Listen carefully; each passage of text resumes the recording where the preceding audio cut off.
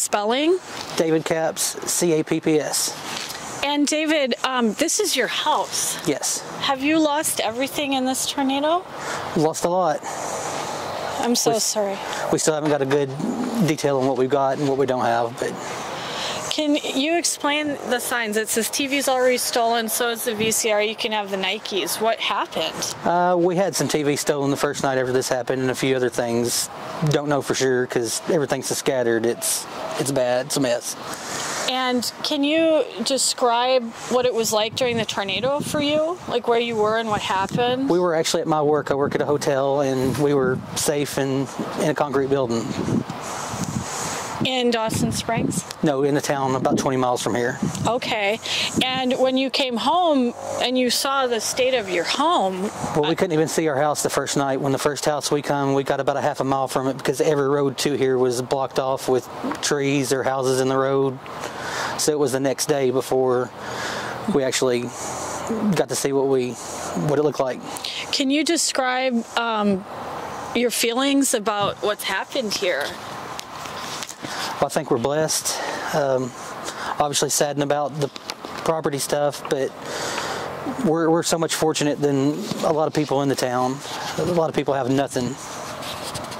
And can you explain what you have lost? Stuff, TVs, everything in the house. Obviously the house, it moved off the foundation, went about 30 feet, uncovered the basement. And, but you don't feel like you have nothing? No. Why is that? Well, I've got the God in my heart for one, and we've got a good community, and then there's the people volunteering and helping are wonderful. And, where are you staying? Because obviously you probably can't sleep here, right? We actually are lucky enough we do own another house in another town that we're staying in, another rental property. So a rental property you're staying in. Can you describe the loss this community has suffered? I mean, the number of missing itself is shocking. It's devastating. I know earlier they were finding bodies right behind the house. There's a housing project that it completely tore apart. My mother lived there. She was found in the bathtub the night her walls completely fell in, and it's just everywhere you turn. My wife's lost two aunts, one uncle, and a cousin that we know of. We still have some family members missing, and we're lucky. I'm really sorry. Did you say your mother was found in a bathtub? Yes. So your mother died in this? No, she was still alive. She was found in the bathtub with her cat and her Bible. With her cat and her Bible? Yes. Wow. Is she doing okay? Yes, she's doing good. Cut up, scraped, but lost everything. I mean, there's nothing left but a foundation in the bathtub at her house. Where did the tornado lift the bathtub? No, the bathtub stayed where it was, but the rest of the house is gone. Wow. Where is she now? She is staying with my sister until they find another place for it because she lived in a government-assisted. Can you tell us anything about the people that you knew who passed away? What they were like? They were good folk.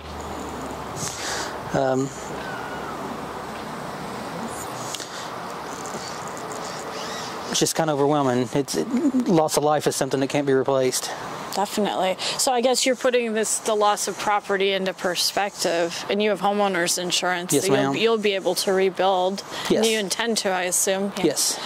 Do you have any questions? Otherwise, thank you so much. Where is the housing project that was? Well, this is the entrance to it at the road, but it's all, if you kind of walk towards our backyard, you'll overlook it and you can see where it tore everything out. And bodies were found in your backyard? Yes. Oh my goodness. How do you process that as a person? You know, one day everything's normal and then the next this kind of thing happens. It seems unfathomable. I think a lot of people aren't dealing with the reality of it yet. It's not, you're in flight or survive mode right now. Okay. And the president's coming here Wednesday, you heard? That's what I seen. Okay. Could you maybe take us through the house just Absolutely. so we can see? Okay.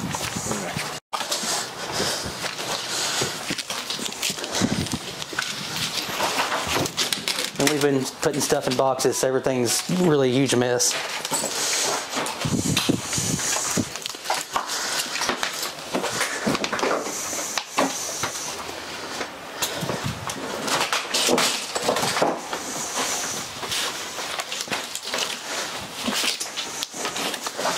It doesn't reel the mud all over the walls.